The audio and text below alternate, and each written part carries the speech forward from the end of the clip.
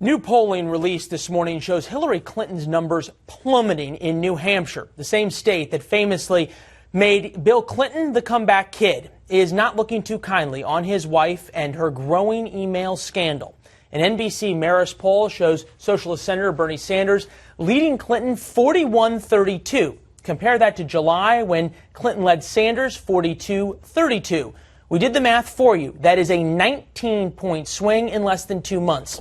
Here for a fair and balanced debate, John Hart, editor-in-chief for Opportunity Lives, and Taryn Rosenkratz, CEO of New Blue Interactive. Taryn, first to you. We've come a long way from the inevitable nomination of Hillary Clinton. Is it time for Democrats to start seriously considering the concept that Hillary Clinton may not be their nominee? Well, I think that's fair. I think that's fair to say, especially as we see this. But I also think the primary, when you've got such a crowded GOP field, is a good thing for Democrats. I think it's not having an inevitable nominee who's going to be attacked for all these months while they kind of duke it out on the Republican side makes a lot of sense. I think this is actually something that's good for the party. In that sense, John, would it be better for Republicans, rather than to spend their time beating up on Donald Trump, to spend their time beating up on Hillary Clinton? I think that's probably a good idea. And Hillary's challenge is she's out of step with the rest of her party. So one of the most important polls that's come out so far is in May.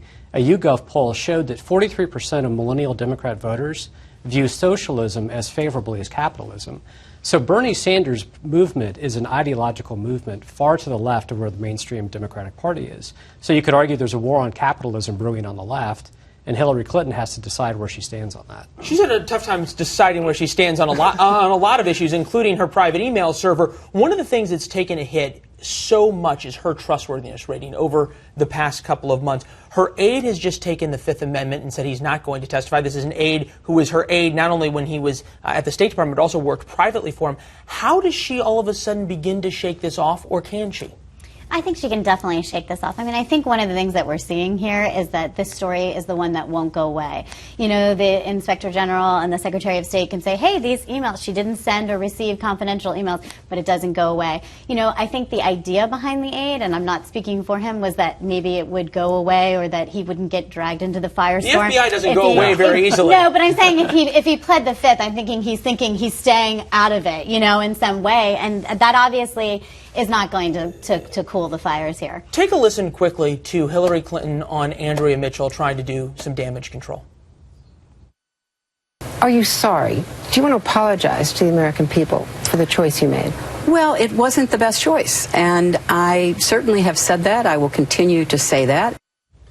Why is it so hard for the Clintons to say, I was wrong, I am sorry, I've learned from this, let's move on? We saw it with Bill Clinton with what's the definition of is, I didn't have sexual relations, and now we're seeing it again. Why? Well, I think she did at some point throughout that interview. We didn't play that clip, but she did say she was sorry that this was going on and that the story was But not that she was sorry she did it. Well, because she feels like she didn't do anything wrong. So if you're Hillary Clinton, right, and you feel like you didn't do anything wrong and that everything was above board, which I think was the phrase she used there, if you're going to be Hillary Clinton and you're going to say, I did everything right, then you don't want to apologize for something if you think you didn't do anything John, wrong. you think does this keep it alive, or how do you think it plays? I think it keeps it alive because it's a classic non-apology. It's sort of like if you have a fight with your wife and say, I'm sorry if I hurt your feelings. I'm sorry you were, quote, confused John, you sound like by you what I did. I'm perfect otherwise. My wife would disagree with Glad that. we cleared that up. But Hillary's apology fits in that category. It didn't feel honest. It didn't feel sincere or truly regretful. But beyond that, I think the lingering aspect of this is the notion that here's the Secretary of State creating her own private rogue email server to avoid accountability and transparency. You just can't do that in today's age. And she's going to have to continue to answer that question, but also what happened to the classified information. And it's going to be a drip, drip, drip of new reporting on that. Last word or last 20 seconds.